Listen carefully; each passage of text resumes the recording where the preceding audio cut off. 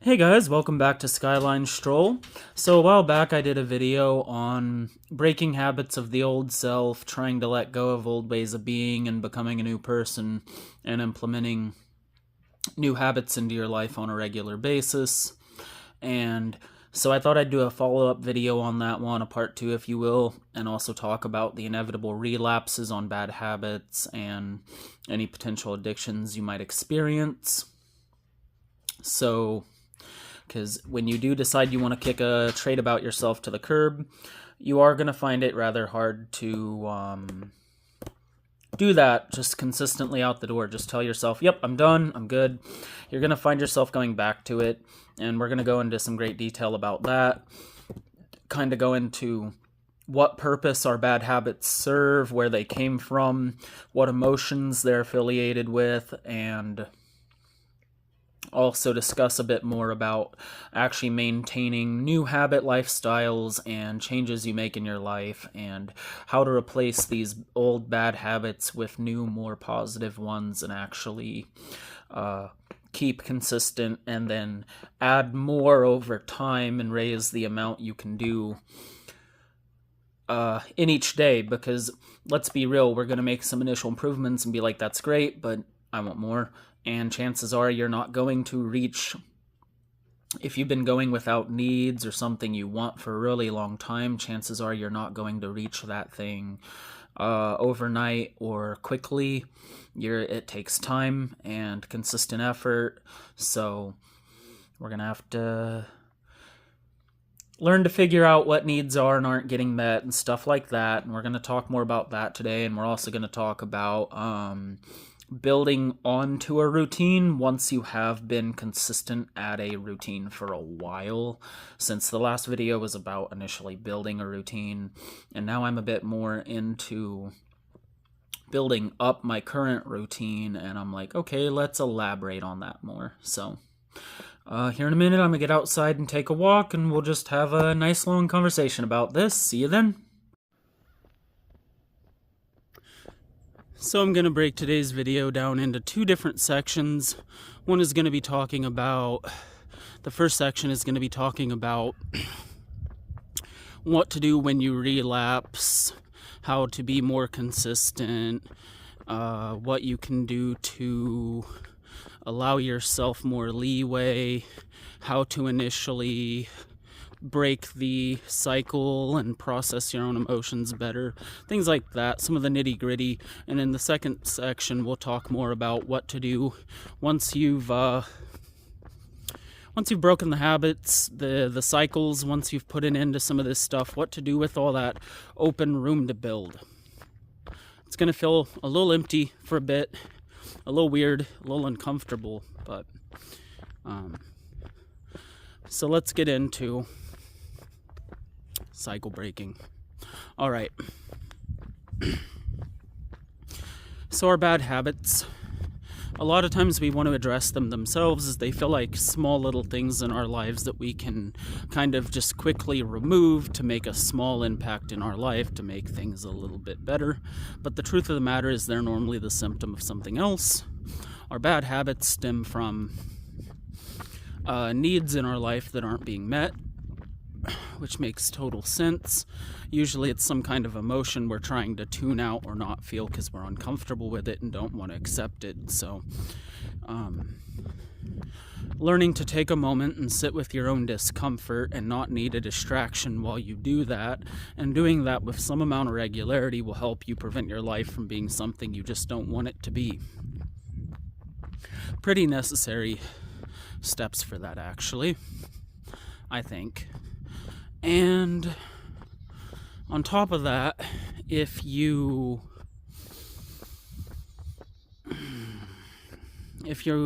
struggle with humility, with an ego, with stuff like that, then you're also going to have a hard time here, because you kind of just have to accept that you're in a bad spot. You have to be all like, man, I'm not where I want to be, I'm not doing what I'd want to be, people don't treat me how I'd like, whatever it is. You have to just kind of own it and be all like, yeah, that's the case, and I'd like it to change, And instead of trying to like apply a whole lot of random comfort and pleasure to our life and just not look at the problem, we can figure out what steps we would actually need to take to make the problem go away for good. And if you start doing that and actually start moving towards removing some of these things you don't care for from your life, to give an example, I've had a lot of issues with people just being unwilling to respect me over the years. And I get it. I'm a little bit full of myself sometimes, and don't always have the best angle on everything. So what I'm trying to say is, when I do feel like I'm being disrespected, I've kind of had to learn to address, is that an issue within? Is that a judgment I'm making on the situation? Or is that actually how things are? And a lot of times I'm projecting a lot more onto a situation than is actually happening. Sometimes people just aren't paying proper attention. Sometimes people just were brought up in a weird way, a way that's different from us. Where they were brought up, it wasn't seen as disrespectful, maybe. So things can just be different from person to person, case to case, and we have to learn each person separately. So approach the situation with a little bit of humility. Accept that you are not where you want to be, perhaps. Maybe you're not who you want to be, perhaps. Because if you don't accept that, you're not going to move away from it. So accept it. Sit with your own discomfort a little. While you're sitting with your discomfort, try to identify what emotions are popping up. If they're emotions you don't feel at regularity, well, then it's time to get to know them better, right? Like, it's the literal situation in which you need to get to know them better, so you got to do it. You got to sit there and be like, oh, I feel this way because of this. And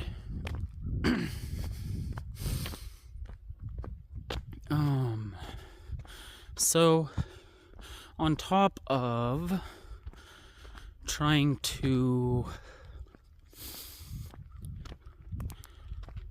accept your situation, be more humble, you got to realize accepting and condoning are not the same thing. You can accept something you don't condone and be all like, yeah, this is the case, I'm going to work to change it, and this is how I'm going to change it, this is what I actually need to do.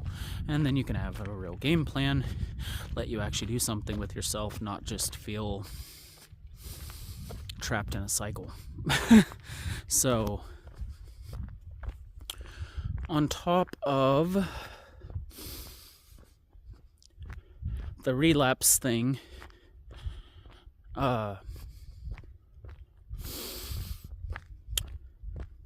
when you do relapse, because we're all going to, like on our bad habits, on our new cycle we're trying to do, if you're trying to stick to a workout routine or eating right and you have a favorite junk food, you're going to eat that junk food. You're going to miss some of that gym. You're going to stay up a little later than you intended. And because of that, like, we get in this cycle like, oh, I tried it, I didn't do it, and then we're like, we feel guilty and we're like uncomfortable, so we try to escape the guilt and the discomfort by indulging in our bad habits. So it kind of creates this like spiral of like bad habit, and then you have to try and feel better about the fact that you indulged a bad habit that you told yourself you wouldn't anymore. So and then you're also in this mindset like, well, I've already indulged in the bad habit, let's have another ice cream sandwich, you know, and let's have another late night. I was already up past my bedtime last night. Let's do it again. Let's just do it again for now. I'll get back to the routine. And that's how we get back into our original way of doing things. Our mind can be quite tricky and can really lead us back to ground one, ground zero, in spite of our best efforts. So you got to do some real mental legwork and processing to come to peace with your life. And yeah, you're probably looking at it the wrong way if you're trying to start by changing the bad habits. You can work on the bad habits up front, I recommend finding some replacement. Chances are you can find, even if you can't quite fill the hole in yourself quite yet that the bad habit is, something you can do to make a little bit of a difference is you can try to fill that hole with something else. So like, to give a great example, I like, well, simply put, I can't afford it right now, but I will be real soon, like in the next couple of weeks, the gym. I went real regularly, like 5 days a week, and it was a great replacement for my other, like, just bad stress relief habits. And doing that let me do things like cut back on smoking and drinking and stuff like that. Like, I was like, okay, yeah, I don't need to go to the bar tonight. I don't want to be sluggish in the morning and ruin my workout. And it was also like when I was feeling down, I could channel that negative energy into the positive outlet. Like, anything can become a bad habit depending on what its true effect is on your life. But if you you can kind of channel where this negative energy goes, and until you can actually fully deal with it and get it out of your life, you can kind of, in a way, utilize it to further move towards what you want. It's like you're feeling down and out about that. Remember that, and next time you're wanting to not take that hard step, next time you're just wanting an extra lazy day, remember how you were feeling the other day and say, okay, let's get up and get it done. And then you're going to feel better when it's done. Simply put, every little step that actually moves you towards who you want to become, towards the life you want to live, every single step you can take will feel incredible. Even in my lowest points, it felt like that was when I did the most, when I had the biggest comebacks, when I launched the furthest ahead. It always seemed like it was right after I got done getting hammered into the ground that things went absolutely where I wanted them to, where I'd have the most victories in a row, where I'd just absolutely be like, enough of this, I'm getting it done. And when it would come to those moments, well, things were just a lot better. So, in a weird way, our lows are our highs. So next time you're down and out, and you're just feeling a little bit defeated, remind yourself, you gotta pull a slingshot backwards to send the projectile forward. And you are that slingshot and that projectile. So,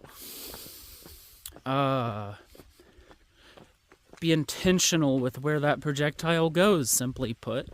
And next time you're in a low point, just really sit with it and be with it. But understand that with each time that slingshot gets pulled back, it's also going to get slung forward eventually. And you're going to move forward, and that's going to feel great. So, it's like a boss fight. Like, every time you come to the end of the level, the big old boss shows up and makes sure you're ready for the next level, right? And so that's kind of what these like lows are, is it's like the results of our progress. It's like, okay, show me you've actually gotten better. Here we are. Let's go. So we have to learn to quit looking for quick fixes and figure out what the root issues are, and then start at the bottom. I say that a lot, but so now once you have managed to kick some of your bad habits to the curb and managed to work through some of your deeper thoughts, what do you do next? Well, some things you can learn are habit stacking, where you learn to add more and more good habits to a day each day, and it kind of lets you get better and better at having a more productive day, a day that's more intentional and full of what you want it to be, not just full of whatever life throws at you, even on the hard days. And you also really want to find maintenance habits. So like we're going to get re-bogged down over time. So you're going to need to be able to maintain a positive headspace once you obtain it. And you're going to be able to need to maintain your thought patterns as a way of being, not just let yourself slip away, let yourself grow tired. Just really try to be strict and disciplined with yourself, and then be confused why in a couple of months you're feeling broke down. Well, it was probably a lot of introspection and mental legwork that allowed you to make any real changes in your life to begin with. So if you don't keep doing that, like if you say, okay, I learned this new stuff, let's apply it, what's going to happen is every time you come to a new plateau, a new hurdle, a new challenge, what's going to inevitably happen is you're going to fall down every time you get to the next level. So you have to reassess, because each and every obstacle we encounter, every problem in our life has a different solution than the last. So what worked to get us to this spot just may not work to get us to the next spot, and may work again in the future at some point. But we have to remain mentally flexible and solution focused, not like negativity or problem driven. Like if you have a problem, hunt for the solution. When things don't work, don't see it as defeat. Just go back to the drawing board and hunt for new solutions. So on top of that, a reward system can be downright productive. Like we do want to do little nice things for ourselves. So instead of getting really tight belt and just being like, oh, I'll do this at some point. Like maybe when you're saving money, for instance, put a little bit of it off to the side in an additional savings spot and call it the fun savings.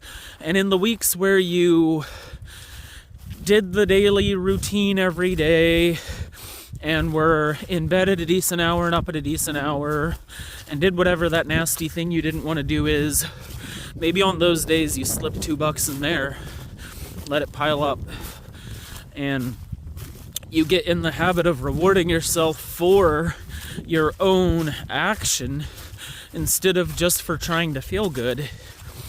And then what's going to happen is those actions are going to stack, and you're going to kind of Pavlov yourself into getting more done. So try some habit stacking, try some maintenance habits, remain flexible, don't let things slow you down, don't let plateaus break you down, find ways to make it through the plateau, plan for them. They're part of the process. You're going to get stalled, you're going to get walled, and it's your job to persevere. Life's a marathon, not a sprint. So, and it is much colder out here today. I actually was almost tempted to just finish this video up another day. The rain kind of stopped me last night, but I've decided, no, I know it's cold out here, but I'm going to get out here and I'm going to get this filmed.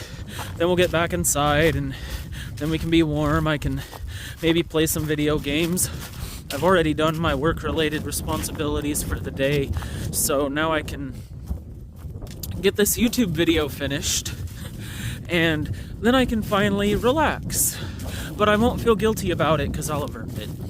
And so depending on how you stack your day, what your regiment looks like, and planning your day the night before, like really just sitting down and be like, okay, here's what I know I have to do tomorrow. Here's what I owe this person and responsibilities. Here's what workload I have tomorrow. What else can I squeeze in to make the most of today? What maintenance have I been ignoring? What cleaning have I needed to get done and not been able to? And plan all that the night before. And you'll find that your days get a lot more productive. And you can even like write it out and then review at the end of the day and see how you did it, following your own to-do list and goals. And more, not even to-do list and goals. We're not even on that right now. If you made yourself proud or not. So when you start making yourself proud, you're going to kind of break down that negative relationship you may have with yourself. And doing that is also going to be critical to kicking your bad habits to the curb and just being a better friend to yourself. So, guys, good luck doing better this year. I think life's trying harder than ever to kick people down. So it's our job to stay standing. Good luck. Keep your head screwed on right. And have a good day. And thank you so much for watching. The increasing support does mean a lot to me. And it's cool watching my channel grow slowly. Have a good day.